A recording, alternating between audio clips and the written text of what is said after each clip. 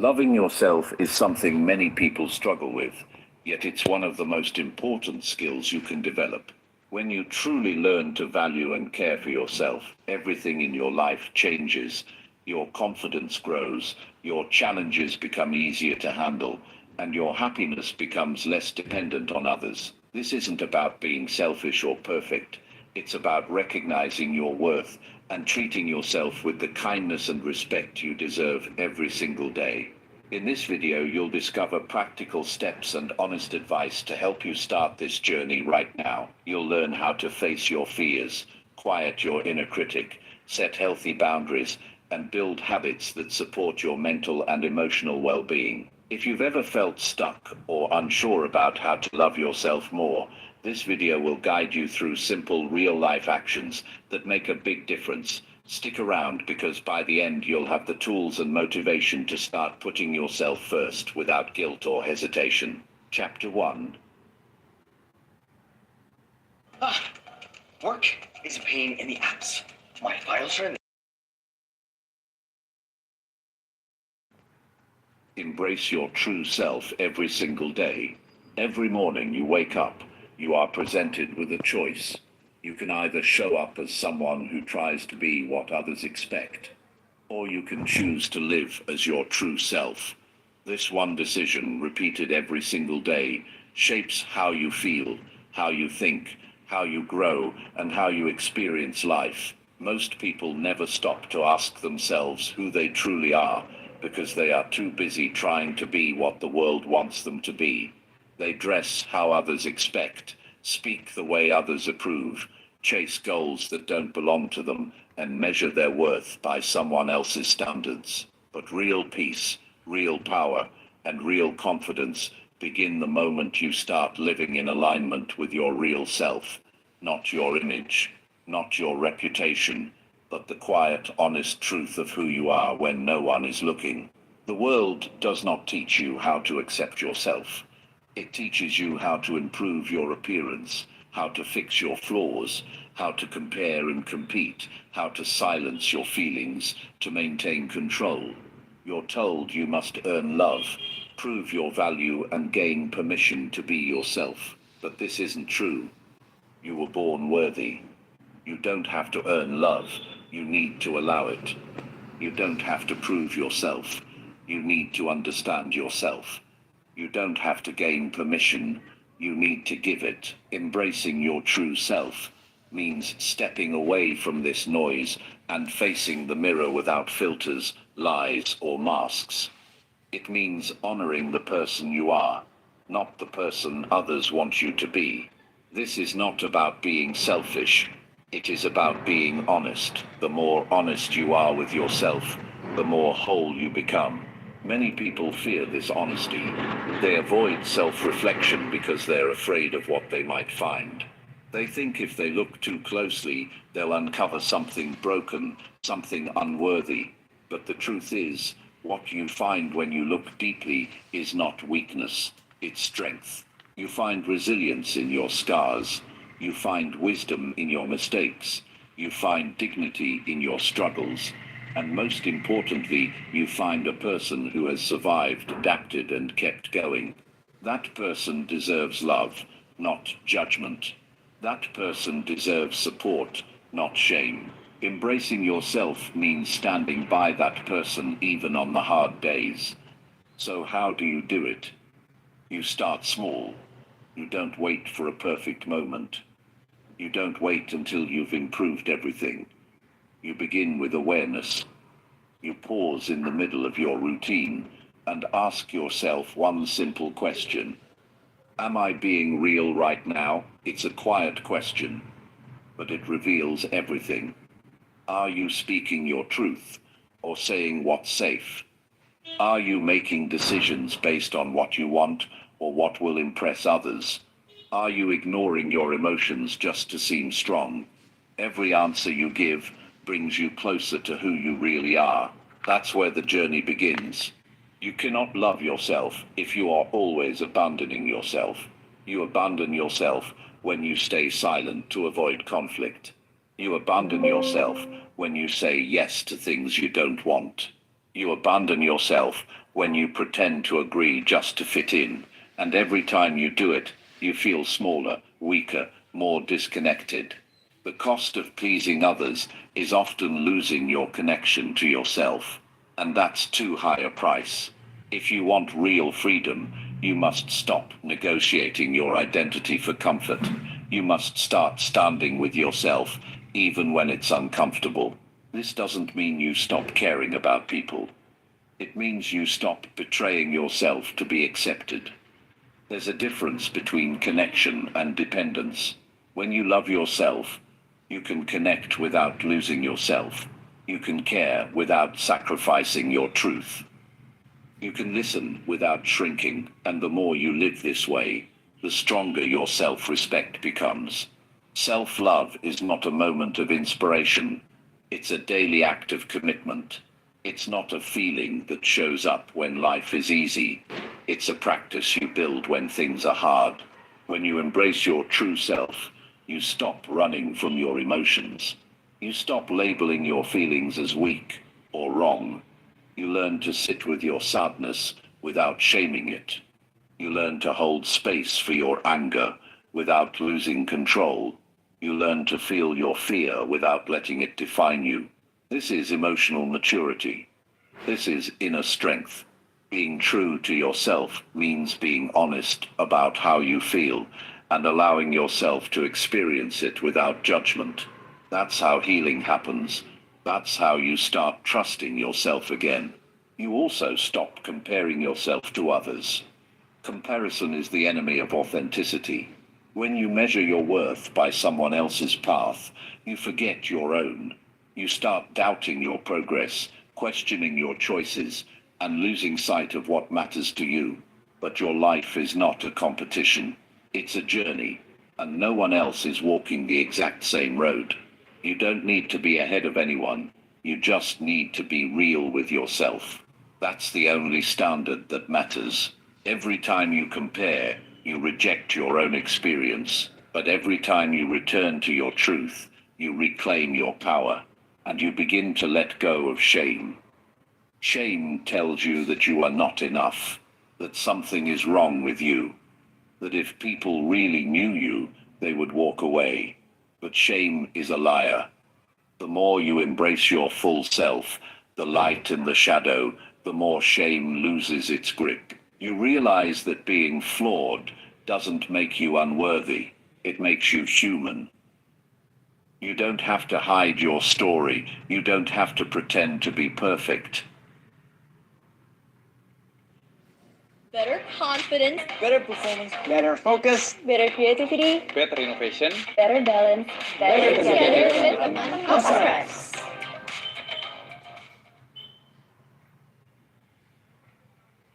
New Honda ADV 160 hadir dengan kebanggaan SUV.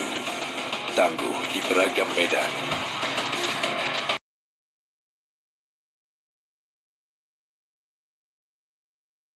The more open you are with yourself, the more peace you create inside. And when you're at peace, you stop needing approval from others. People often think self-love is about affirmations and feel-good routines. But true self-love is deeper than that. It's in the hard choices. The moment you say no, even when it makes you uncomfortable. The moment you stop chasing someone who doesn't value you. The moment you walk away from situations that drain you. These are the moments that build real confidence. Not fake confidence that relies on praise, but quiet, steady confidence that comes from living in truth. That kind of confidence can't be taken from you. You also start taking care of yourself without guilt. Not just physically, but mentally, emotionally, spiritually. You learn what energizes you and what drains you. You learn what environments help you grow and which ones hold you back. You stop apologizing for resting. You stop feeling bad for taking space. You stop explaining why you need time alone, because you understand that your needs are valid. Your well-being matters, and when you honor yourself consistently, you start to feel whole again. The more you show up for yourself, the more you become someone you can rely on, and that changes everything. You stop needing people to save you. You stop waiting for someone else to fix your life. You take responsibility for your path. You trust your choices. You respect your voice. And slowly, you become your own source of strength. That's how true love grows. Not from perfection, but from consistency. You don't have to do everything at once. Just begin. Speak honestly even when it's hard. Take time for yourself without apology. Stand up for your values, even when others don't understand. Make choices that reflect your real desires, not your fears. Every small step builds a deeper relationship with yourself. And over time, those steps lead to a life that feels true, not just impressive. You may lose some people along the way. Not everyone will support your growth. Some people only accept you when you play small. When you change, they may try to guilt you back into your old role. But that's not your burden. You are not responsible for other people's comfort. You are responsible for your integrity. And the people who truly love you will celebrate your truth, even when it changes the dynamic. Real connection is built on honesty. If you can't be yourself in a relationship, you are not truly connected, and you start to feel different. Not in a loud or dramatic way, but in a quiet, powerful way. You walk taller. You speak with more clarity. You rest without guilt. You express without fear. You live without apology. Not because you think you're better, but because you finally understand your worth. You no longer look outside for validation because you've built it from within.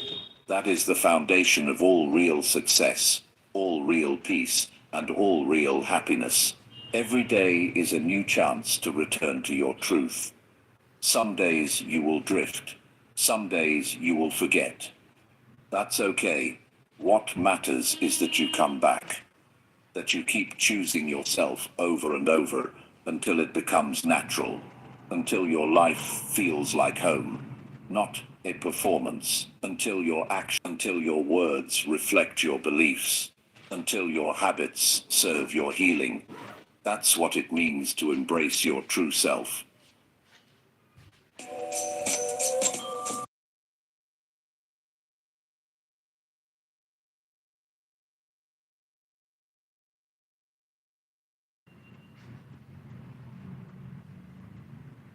And when you do, you don't just change how you feel. You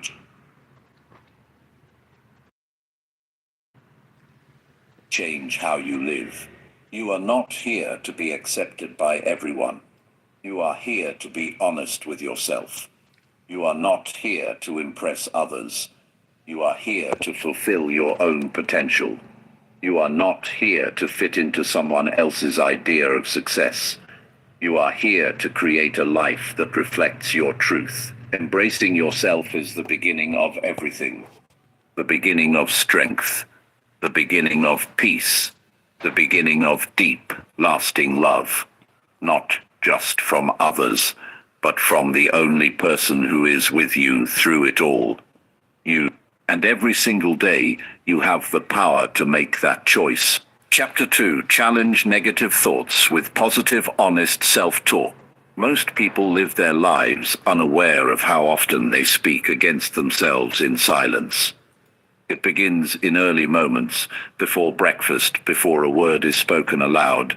Those internal judgments rise quietly. They whisper things like, "You're not good enough, you messed up again," or "Why can't you just get it right?"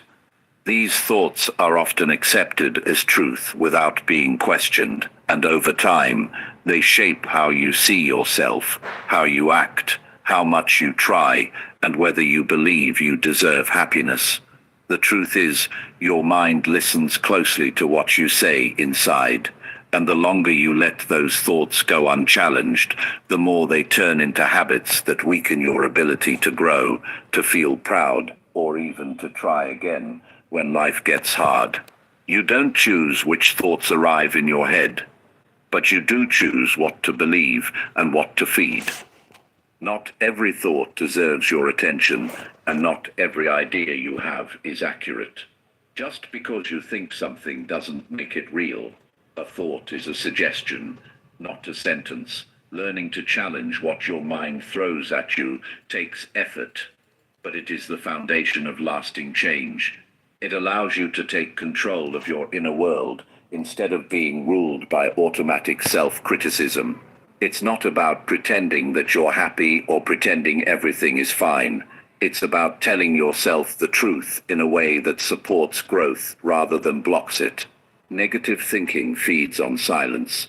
The more you let it run without interruption, the stronger it becomes.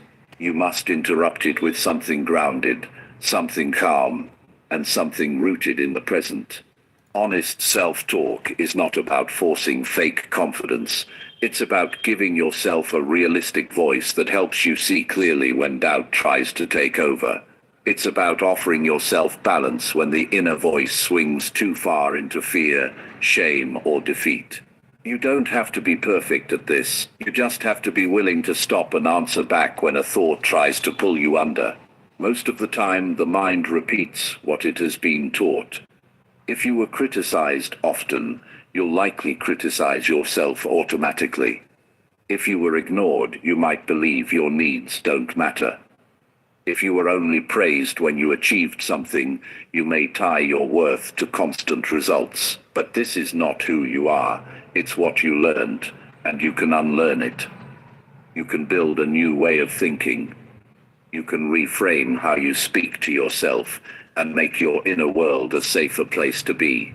It won't happen overnight, but it will happen with intention, repetition, and patience.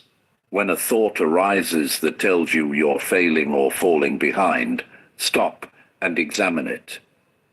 Where is the evidence? Would you say those words to someone else in the same situation? Are you looking at the full picture, or just focusing on one flaw? Most negative thoughts are not based on logic. They are emotional reactions disguised as facts. To challenge them, you need to speak back with clarity. You can say, "This moment is hard, but it doesn't define me." You can say, "I'm learning, and that means I'm growing." You can say, "I made a mistake, but I'm still moving forward." These phrases are not just comforting, they're stabilizing. They give you a pause, a place to stand when your emotions are trying to knock you down. If your thoughts often spiral into harsh territory, practice observing them without immediately reacting. Notice the pattern. Catch when your mind exaggerates, rushes to worst-case scenarios, or attaches your worth to a single outcome. That awareness is the beginning of freedom. Once you notice the pattern, you can choose to pause, breathe, and bring in something new.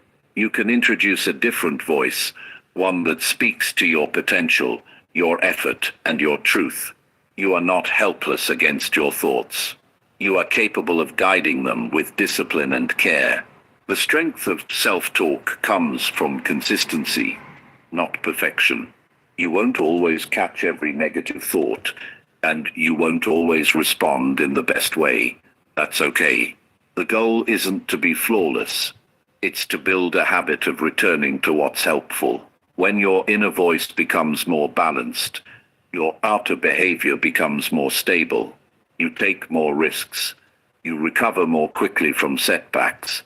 You stop punishing yourself for being human. You begin to treat yourself as someone who matters, not just when you succeed, but in every moment you try. One of the most powerful shifts happens when you stop expecting your thoughts to match your mood. On days when you feel down, your thoughts may naturally follow that energy, but that doesn't mean you have to believe everything they say. Your thoughts can reflect your mood, or they can shape your mood. You decide which direction to take, and the more you practice guiding your thoughts, the more control you gain over how you feel, how you respond, and how you move forward through difficulty. Challenging negative thoughts does not mean ignoring your problems. It means facing them with honesty instead of self-blame. If you failed, you admit it without turning it into a personal attack. If you're struggling, you describe it without calling yourself weak. This honesty builds trust with yourself. It lets you be real without being cruel. It teaches your mind that it's safe to feel, to fail, to start over, and that safety becomes the ground where confidence grows. There will be moments when your old thoughts return louder than ever. In those moments, it's easy to fall back into old reactions, but those moments are also opportunities. Each time you notice the pattern and respond differently, you break its power a little more. You remind your mind that it no longer gets to control you without being questioned. You reinforce a new path, one built not on automatic fear, but on conscious choice. Some days all you need to say is, "I'm doing my best," and that's enough for today. Other days you'll need to be firm and say, "That thought is not helping. I'm not feeding it anymore." And some days you'll need to be gentle and say, "I'm hurting, and I'm allowed to take care of myself." This is how you build a relationship with your mind, not by forcing it into silence, but by guiding it towards something more truthful and steady. You don't need to become someone else to speak kindly to yourself. You just need to stop making yourself the enemy. You don't have to pretend that you're fearless or perfect. You just need to stop treating your struggles as proof that you're broken. You are not broken. You are learning, and learning is hard. It takes time. It takes failure. It takes showing up on the days when nothing feels easy.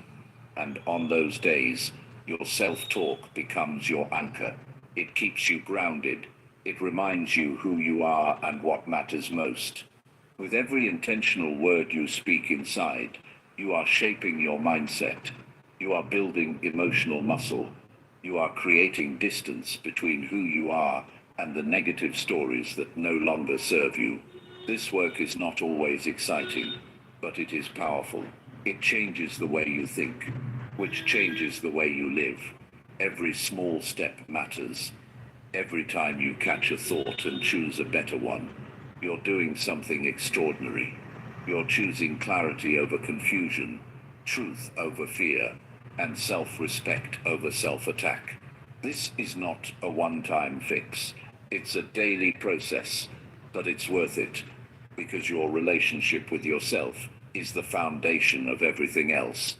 And when that relationship becomes stronger, more honest, and more supportive, your entire life begins to reflect it. Chapter 3: Build resilience by facing fears, step by step. Fear is not the problem. Avoiding fear is the problem. Every time you avoid what scares you, you give it more control. You shrink your confidence, you limit your options, and you slow your growth. Fear does not leave on its own. It waits, it watches, and it grows when ignored. The only way to weaken fear is to face it, and the only way to face it without being overwhelmed is to do it gradually, step by step, moment by moment, challenge by challenge. Resilience is built through these steps, not through grand acts of bravery, but through steady, intentional movement toward discomfort. There is no secret formula to becoming fearless. You don't need to erase fear to live fully. You need to learn how to keep moving, even when fear is present. Resilience is not a trait you are born with. It's a skill you build when you stop backing down from the things that make you nervous, insecure, uncertain, or vulnerable. And this doesn't happen all at once. It happens when you start choosing action over hesitation in small areas of your life where fear has been quietly in control. Think about the situations you tend to avoid. It could be difficult conversations, unfamiliar environments, personal goals you've postponed for years, or decisions you delay because you feel unprepared. Every time you avoid them, You reinforce the idea that you are not capable. But when you take even a single step forward, something changes. You begin proving to yourself that you can act before you feel ready. That single act becomes a new message to your brain. It says, I can do hard things. I can handle discomfort. I can grow. The key is to start small and stay consistent. You don't need to confront your biggest fear tomorrow. That would only trigger overwhelm and reinforce failure. But you can take a smaller version of that fear and face it in a way that feels manageable. You can speak up in a moment you'd normally stay silent. You can try something new without needing to be perfect. You can sit with uncertainty without rushing to escape it. These are the actions that build emotional muscle. You take a small step, then another, and another, until what once felt impossible becomes familiar. Every time you take a step into something difficult, you teach your nervous system that you are safe. This is important.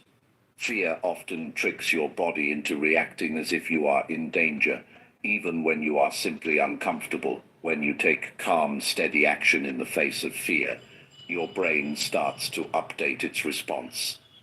It learns that discomfort is not the same as danger. The distinction is where courage begins to form, not as a lack of fear, but as a new understanding of it.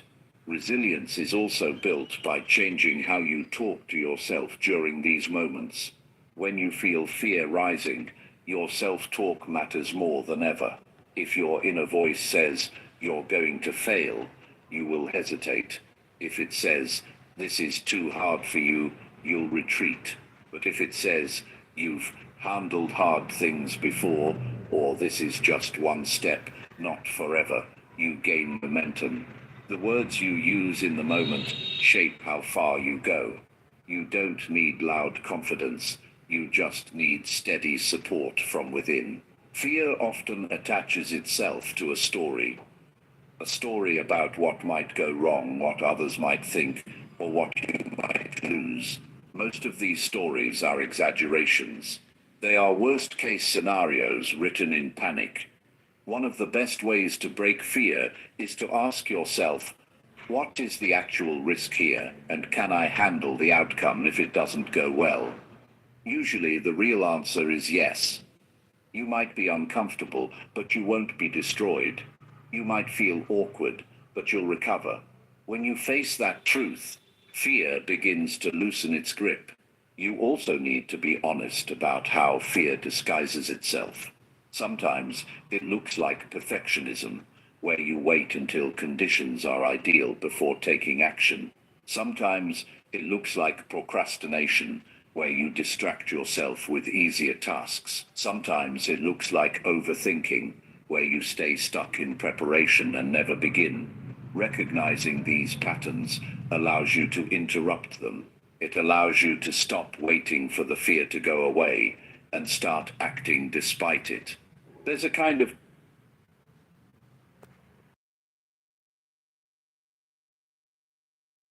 thing you thought you couldn't do. It doesn't come from imagining it or talking about it.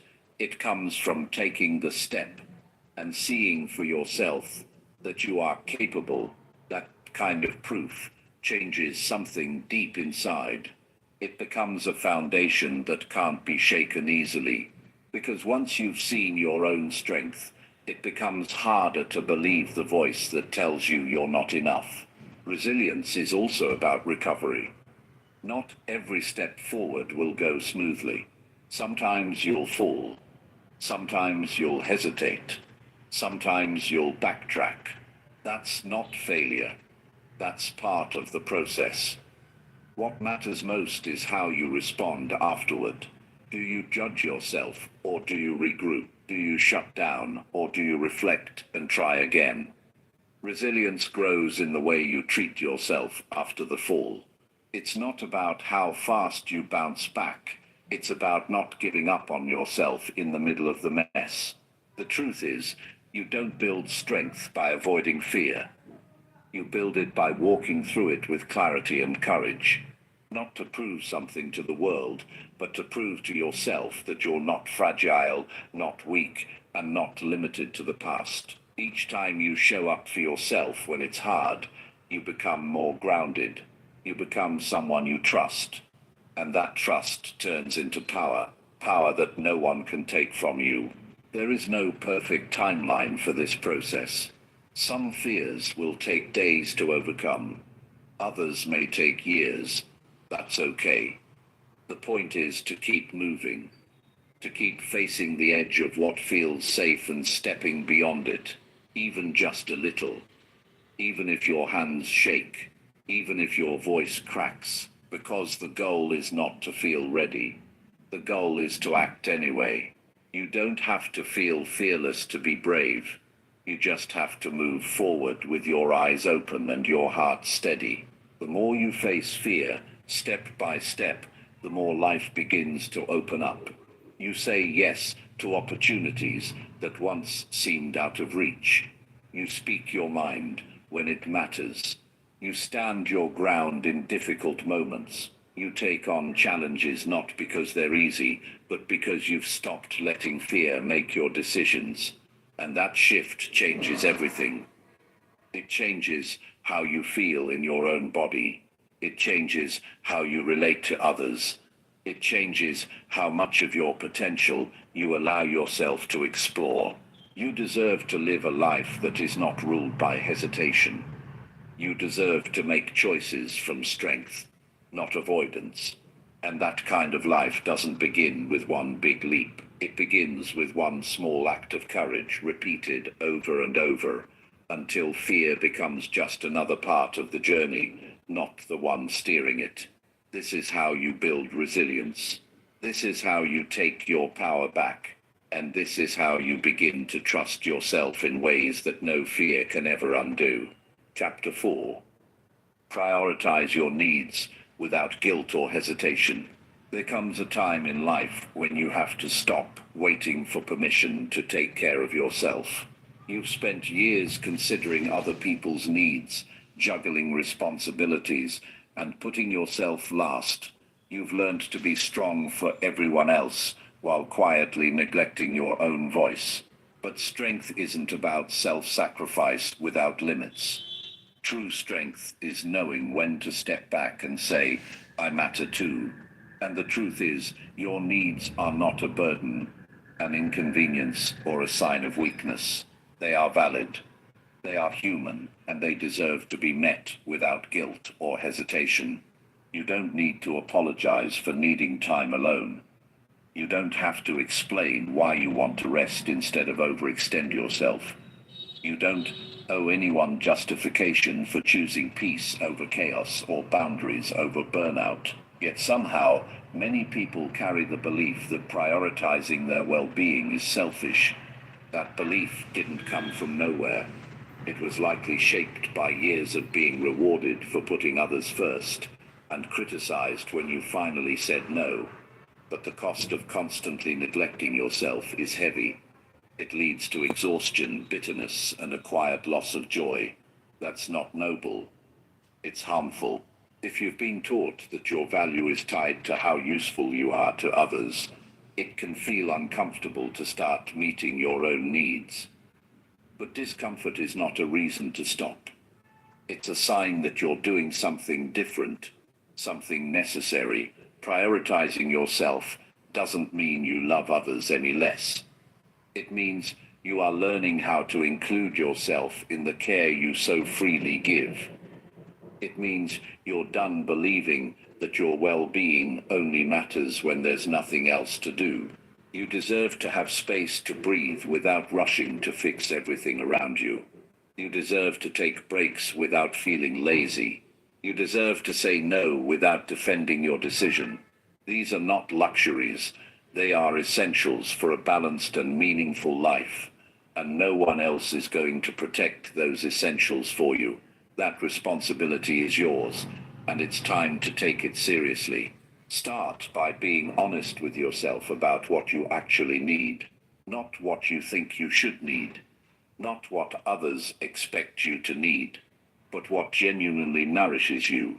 Maybe it's solitude, maybe it's support, maybe it's more structure or more freedom, Maybe it's fewer commitments or deeper connections. Whatever it is, give yourself permission to name it. Because if you can't name it, you can't protect it. And if you don't protect it, no one else will. This isn't about becoming rigid or self-centered. It's about becoming clear. When you know what you need and act on it, you show up in your life with more presence and less resentment.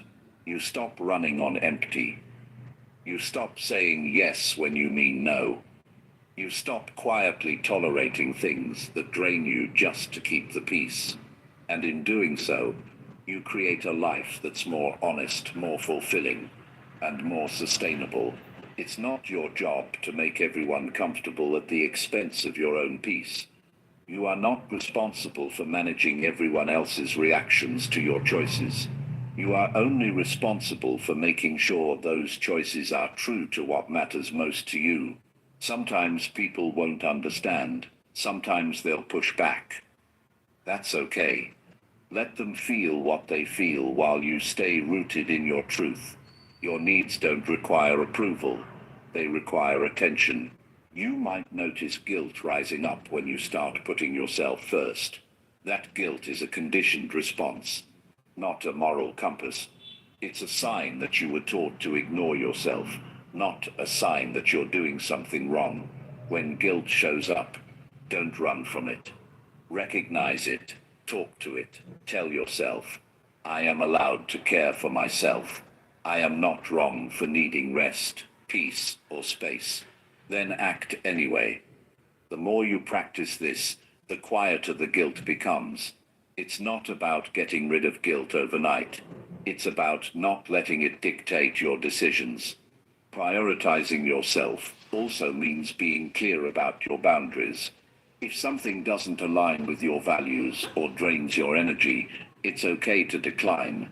You don't need to over-explain. A simple, respectful no is enough. Boundaries are not walls. They are doors that help you decide what enters your life and what stays out. They protect your time, your energy, your focus, and you are allowed to have them, even if others don't like them. Sometimes prioritizing your needs will require disappointing people. That's hard, especially if you're used to being the dependable one, the helper, the person who always comes through. But you are not a machine. You are not an endless resource. And anyone who truly values you will understand when you need to take care of yourself. Those who don't understand are showing you that their comfort matters more to them than your well-being. And that's useful information to have. You're also allowed to want more. More ease, more support, more fulfillment. You don't have to settle for just surviving. You don't have to accept exhaustion as a way of life. You can choose to create a life that feels good to wake up to, a life where you are not constantly running, constantly fixing, constantly proving, a life that includes you at the center, not just on the edges. Taking care of yourself is not something you earn. It's something you are always worthy of, simply because you exist. You don't have to reach a certain level of success or wait for the right moment. You can start today by asking yourself, what do I need right now? And giving yourself permission to honor that. Even in small ways. Especially in small ways. Because those small acts of care add up. They build trust with yourself. They remind you that you are not an afterthought. As you begin to prioritize yourself, you may find that some things start to fall away. Commitments that no longer serve you. Relationships that take more than they give. Patterns that kept you stuck. Let them fall. You're not losing anything important. You're clearing space for what truly matters. And what matters most is that you are no longer abandoning yourself to be accepted by others. You don't need to hustle for your worth. You don't need to exhaust yourself to be seen. You are allowed to be a full human being with needs, limits, desires, and dreams. You are allowed to ask for help. You are allowed to rest without earning it. and you are allowed to live a life that feels good, not just one that looks good on the outside. You have spent enough time waiting to be chosen. Now it's time to choose yourself, to protect your peace, to honor your needs, to stop feeling guilty for doing what keeps you whole. This is not selfish. This is wise. This is necessary. And this is the beginning of a life where you don't just survive, you finally get to thrive. Chapter 5. Develop daily habits that nurture your mental health. Feeling better mentally isn't about chasing big, overwhelming changes. It's about showing up for yourself in the small moments, over and over again. There's a quiet kind of power in doing something kind for your mind every day. You might not see the shift immediately, but over time, these daily habits begin to shape how you think, how you feel, and how you respond to the world around you. You start to feel more grounded, more balanced, and more in control. Not because life is suddenly perfect, but because you've taken steps to care for the part of you that carries everything, your mind. Your mental health doesn't need grand gestures. It needs steady attention. It needs you to be honest about what supports you and what drains you. When you wake up in the morning, your first thoughts often set the tone for your day. So instead of diving straight into stress or comparison or distraction, give yourself a moment of quiet. Breathe deeply. Stretch slowly. Drink some water. Remind yourself, I'm allowed to start slow. I don't have to rush to be worthy.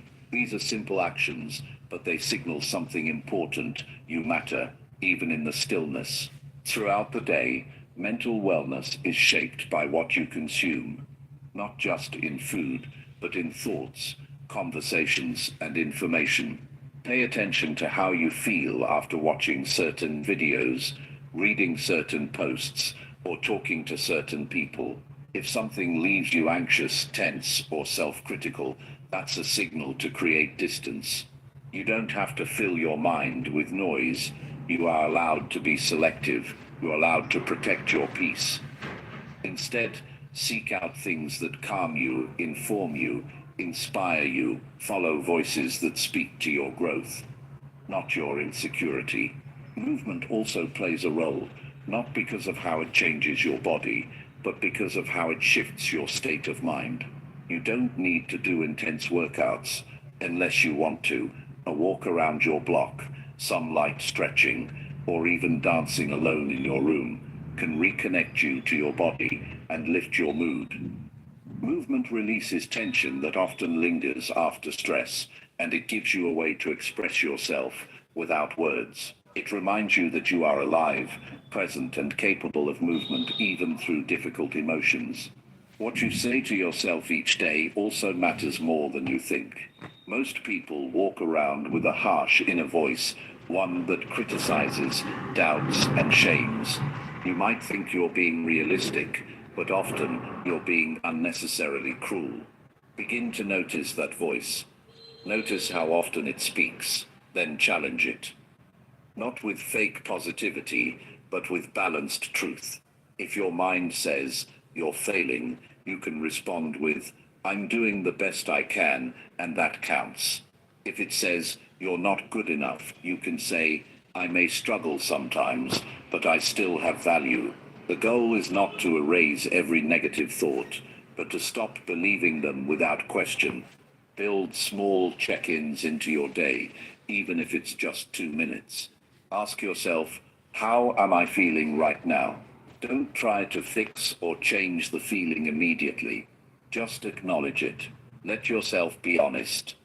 If you're overwhelmed, say it. If you're sad, name it. Emotions lose their grip when we stop pretending they don't exist. They become manageable when they're seen. And you are the one who must see them first, before expecting anyone else to understand. Taking time for silence, even in short bursts, is another habit that helps create mental space. You don't need a meditation cushion or a perfect setting.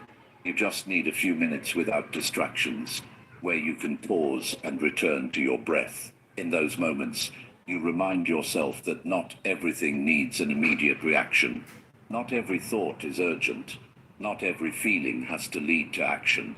In silence, you learn to listen, not just to the world, but to yourself. Sleep is also a foundational part of mental wellness that often gets ignored or sacrificed. Create a wind-down routine that tells your body and mind it's safe to rest. Turn off devices, dim the lights, do something that relaxes you. Read, take a warm shower, listen to calming music. Sleep is not wasted time. It is necessary repair. And your brain cannot function clearly if it is always deprived of rest. Respecting your need for sleep is one of the most underrated acts of self-respect. Another supportive habit is journaling, not for the sake of producing anything perfect, but to get your thoughts out of your head and onto paper. When you write regularly, you begin to notice patterns. You begin to see what keeps coming up. You start to hear your own voice more clearly, and that awareness gives you the power to respond to life more intentionally instead of reacting on autopilot. You don't have to write for hours. A few honest sentences a day can help you release what's weighing on you. Connecting with others in meaningful ways is also part of nurturing your mind. That doesn't mean forcing yourself to socialize when you're drained. It means making time for people who see you clearly, who support your growth, who accept you as you are. Even a short, real conversation can remind you that you're not alone. Make time for these connections.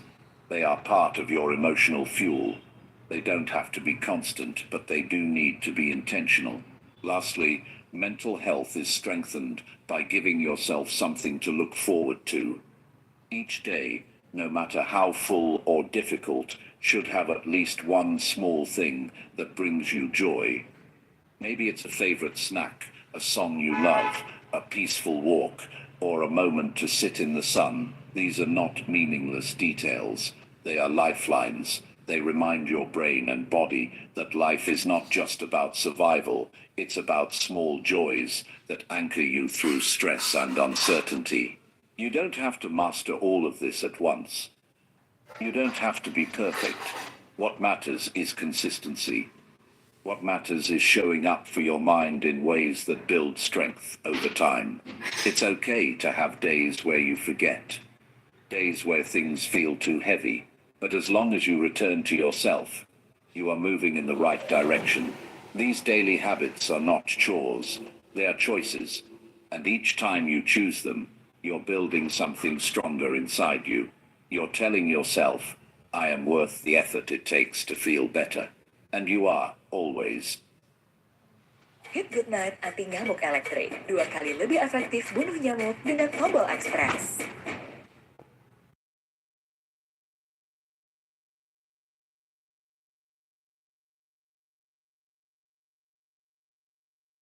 Clear boundaries to protect your energy. It's hard to thrive when your energy is constantly being pulled in directions that drain you. When you don't have boundaries, people start to treat your time, your kindness, and your peace as things they can access anytime they want. And it doesn't take long before you begin to feel resentful, tired, or invisible. That's why setting clear boundaries is not selfish. It's necessary. You are not here to exhaust yourself for everyone else. You are here to live in a way that respects your own limits and honors your own needs. Saying no can feel uncomfortable at first, especially if you're used to saying yes just to keep others happy. But you can't keep giving from a place of emptiness. There comes a time when you have to ask yourself, is this helping me grow or is this taking something from me? I can't afford to give right now. That's where boundaries begin. They start with that question. They begin with paying attention to how you feel after interactions, after obligations, after stretching yourself too thin. Your body often tells you the truth before your mind admits it. Tension, headaches, emotional burnout, these are signals, and they deserve your attention. You don't need to explain yourself endlessly. when you decide to protect your energy. A simple, I can't do that right now, or that doesn't work for me, is enough. The people who truly care about your well-being won't need you to justify every decision. They'll respect your limits, even if they're disappointed. And if someone consistently pushes against your boundaries, it's worth asking what they really want from you: connection or control. You don't owe anyone constant access to your emotional availability. You are not a bottomless well. You are a human being who deserves space to breathe. Sometimes boundaries mean stepping back from people you love. That's hard. But love without boundaries turns into self-sacrifice. It's not about cutting people off. It's about creating enough distance to protect your peace. You can love someone and still say, this is what I need to feel safe. You can care deeply and still choose space. It doesn't make you cold. It makes you honest. And in the long run, honesty builds healthier relationships than silent resentment ever could. Boundaries also mean choosing how much of yourself you give to situations that don't feel aligned. Not every conversation deserves your full emotional investment. Not every conflict needs your participation. You get to decide what drains you and what feeds you, and that decision will look different for everyone. Some people need solitude to reset. Others need time away from certain environments. Some need limits around social media or work hours. Whatever your version of protection looks like, it's valid. You are allowed to need different things than the people around you. There's power in pausing before you commit. When someone asks something of you, give yourself permission to say, let me get back to you. This gives you space to check in with yourself. Do you have the time? Do you have the energy? Do you even want to say yes? You're not required to agree just because someone asks. Every yes you give should come from a place of intention, not guilt, not fear, not obligation. If saying yes to them means saying no to your own well-being, then it's not a real yes. It's a quiet betrayal of yourself. Boundaries aren't just about saying no to others. They're also about saying yes to yourself. That might look like blocking off time for rest without apologizing for it. It might mean ending a call when the conversation turns toxic, or refusing to carry someone else's emotional burden just because they expect you to. Every time you set a limit, you are reinforcing the belief that your energy matters, that your presence is not to be taken for granted, that your mind and heart deserve peace. There will be people who don't understand your new limits. Some might feel rejected. Others might get upset. That's okay. Their reaction is not your responsibility. Your job is not to manage their emotions. It's to honor your own. You're not here to keep everyone comfortable at the cost of your own discomfort. You're here to live with clarity, with peace, and with purpose. And that means making choices that sometimes disappoint others in order to protect yourself. Even in work or family dynamics, you are allowed to set boundaries. You can communicate your limits with firmness and kindness. I'm not available outside these hours. I don't want to discuss this topic anymore. Please don't raise your voice when speaking to me. These are conditional statements. They are direct and respectful. Others a chance to adjust, but they also create a clear standard. Without that clarity, people will continue to assume that your time and energy are always available. You have to teach others how to treat you by showing them what you accept and what you don't. The more you practice, the easier it becomes. Boundaries become second nature. You stop feeling guilty for choosing yourself. You stop over-explaining. You stop shrinking to fit into spaces that don't respect you. You begin to take up your rightful place in your own life. And from that place, you begin to relate to others more honestly. You stop pretending to be okay when you're not. You stop agreeing to things that leave you depleted. You show up as your whole self, someone who respects others, yes, but who also demands the same in return. You are not responsible for fixing everyone. You are not required to absorb every problem. It is not your duty to be the emotional anchor for everyone around you. You can offer support without abandoning yourself. You can be kind without being used. You can care deeply without sacrificing your peace. That balance takes practice, but once you learn it, you begin to feel lighter. You start to breathe deeper. You start to feel like yourself again. Remember, your energy is a limited resource. You don't get more of it by running on empty. You protect your energy by choosing where it goes. You protect it by saying no, by walking away when needed, by listening to your own needs first. That is not weakness. It is strength. That is not selfishness. It is survival. And the more you protect your energy, the more of it you'll have to share with the people and projects that truly matter. That is how you live fully, by giving from a place of fullness, not exhaustion. That is how you honor yourself, and you deserve nothing less. Chapter 7. Practice gratitude to increase your self-appreciation. The taste of all-purpose seasoning flour is crispy, savory, garlicky. Can you please just hear me out? No, all work management platforms are the same. They take forever.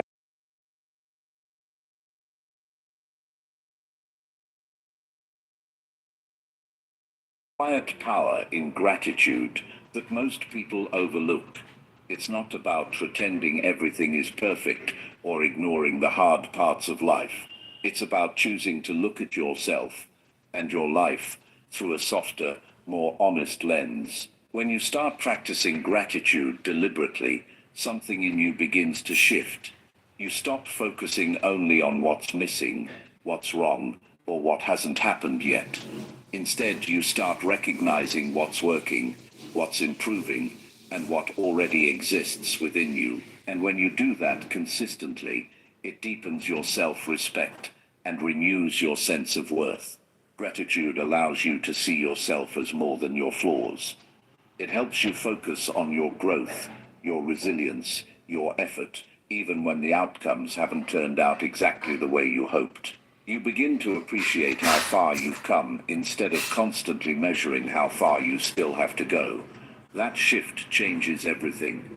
It helps you move from self-criticism to self-recognition, from comparison to acceptance, from doubt to acknowledgement. And when that becomes a daily practice, your relationship with yourself becomes more supportive, more grounded, and more compassionate.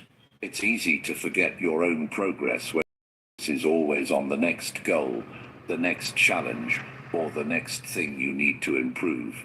Gratitude makes you pause long enough to notice what's already good.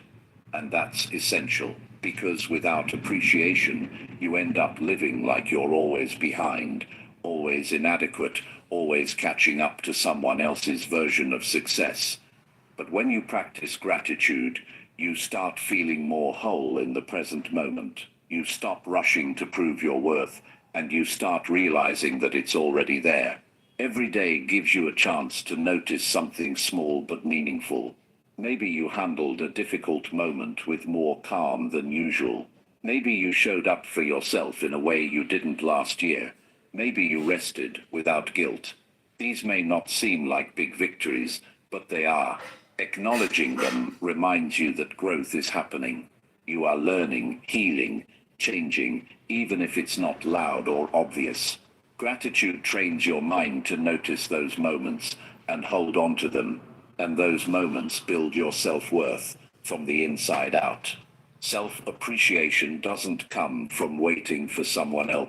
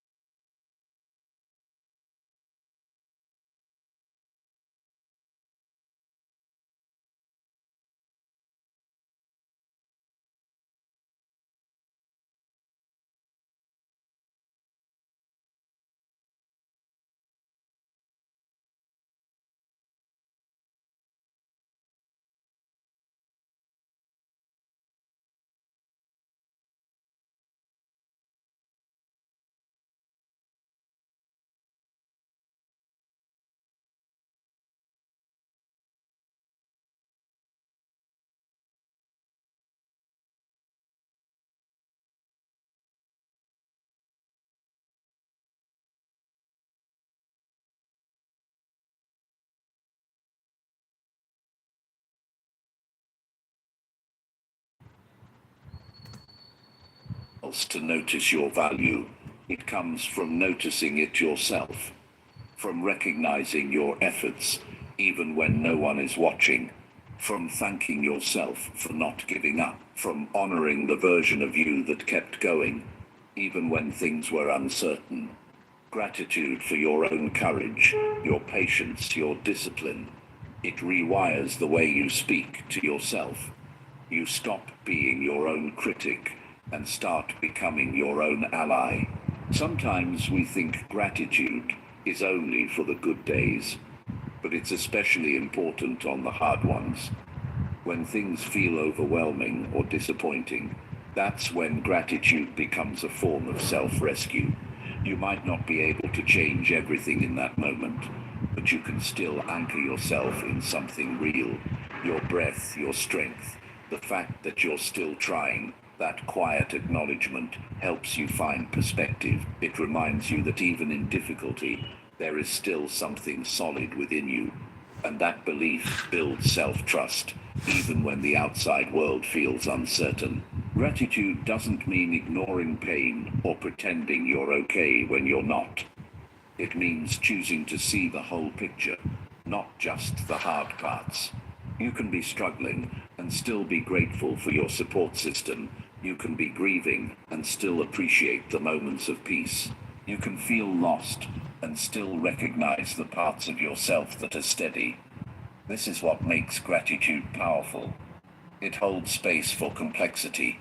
It teaches you that you're allowed to feel more than one thing at once. And in that space, your self-awareness deepens. Your emotional strength grows. You begin to trust your ability to handle life, even when it's messy. The more you practice gratitude, the more your self-perception changes.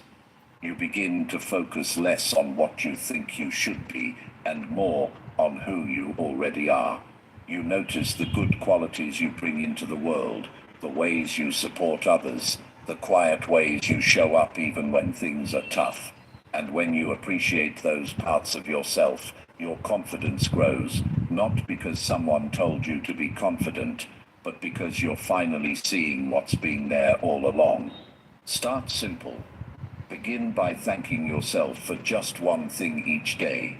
Maybe it's getting out of bed when it felt hard. Maybe it's sending a message you were afraid to send. Maybe it's showing restraint when you wanted to react. As you build this habit, you'll start to see more. You'll realize you're stronger than you thought. You'll feel more connected to yourself. You'll begin to understand that self-appreciation isn't something you wait for. It's something you practice. Write it down if you need to. Speak it out loud. Reflect on it in quiet moments. What did you do today that deserves acknowledgement? What quality in yourself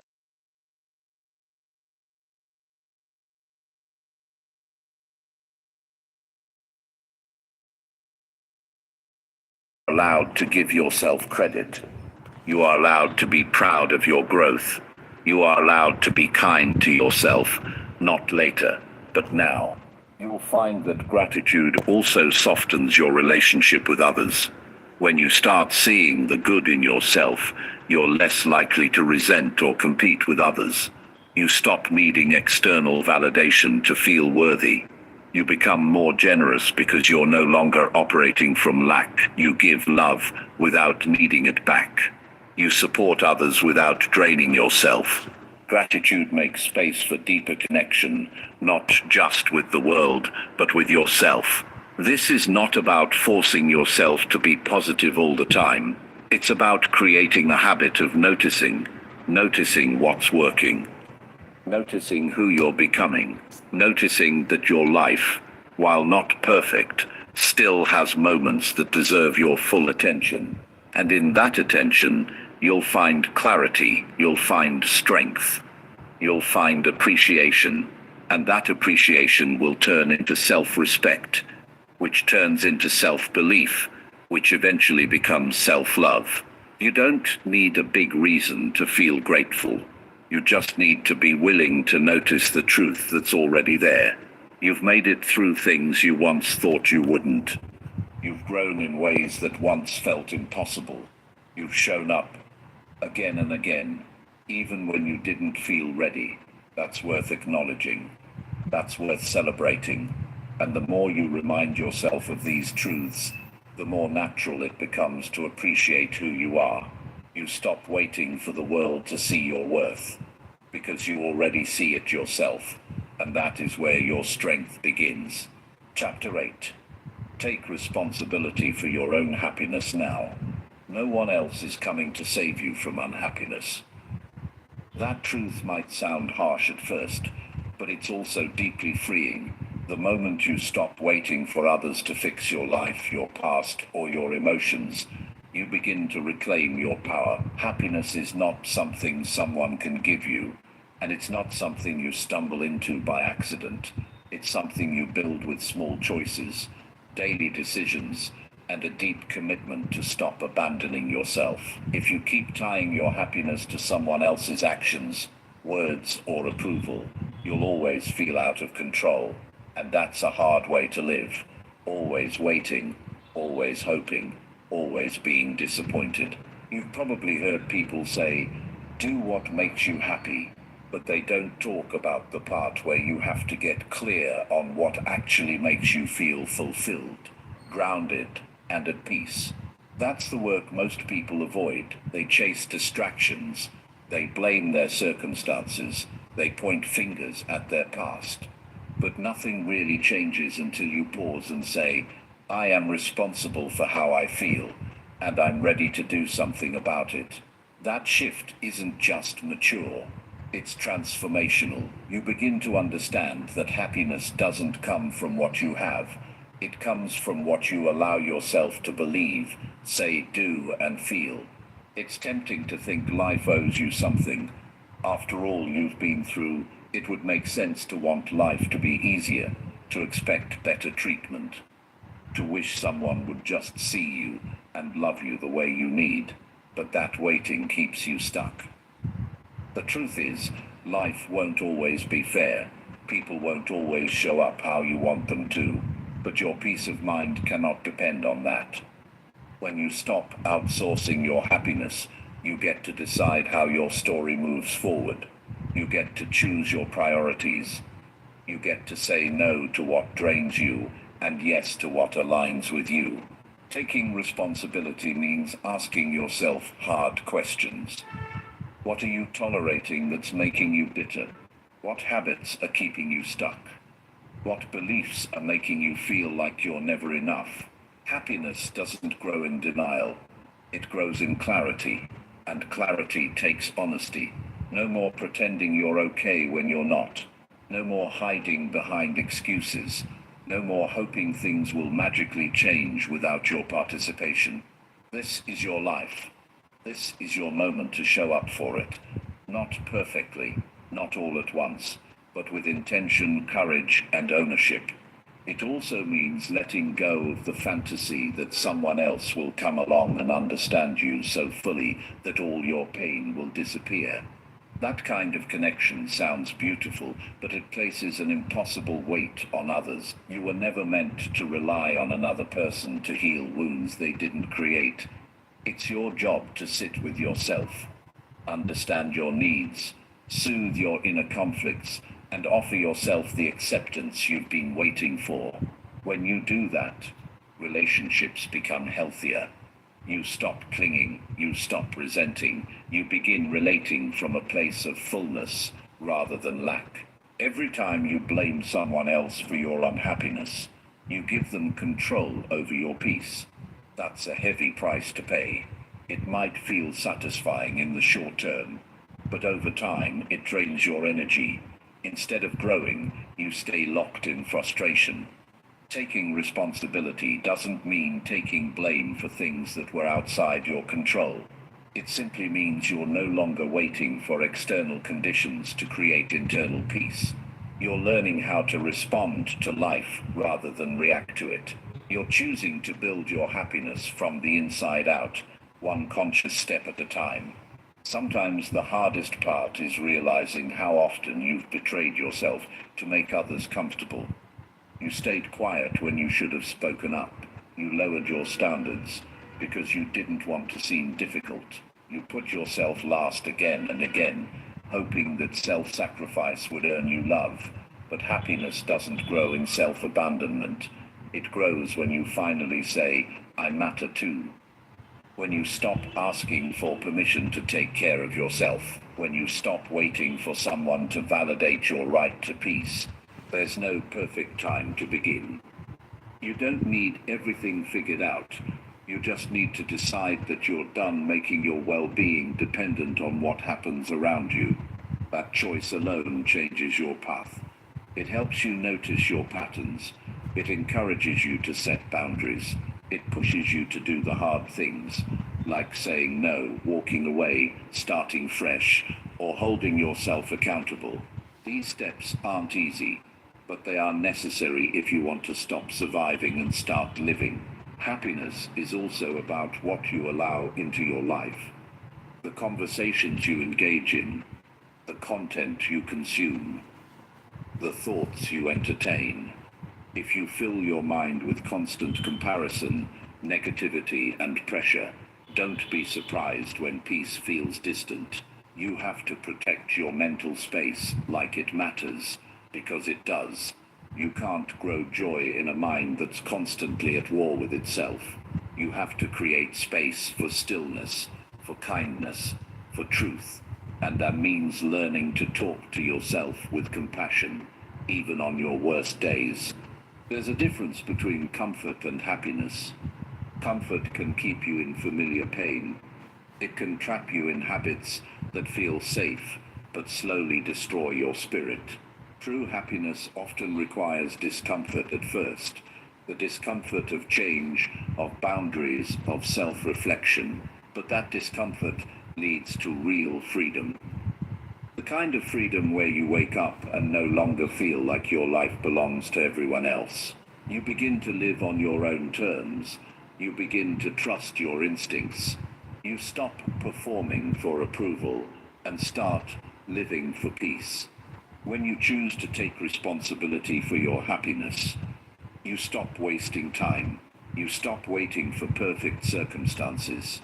You stop explaining yourself to people who refuse to understand. You stop holding on to what you've outgrown. You begin to release the guilt of choosing yourself. And in that space, you rediscover your strength. Not the strength to push through or pretend, but the strength to be real, to feel, to change, to rise. This is your reminder. You are not powerless. You are not broken. You are not too late. You have more control than you think. You don't need to ask anyone for permission to be okay. You just need to begin. Today. Now. Not when things are easier. Not when everything feels certain, but exactly as you are, with everything you've got. Take one step, then another. Own your choices. Own your growth. Own your peace.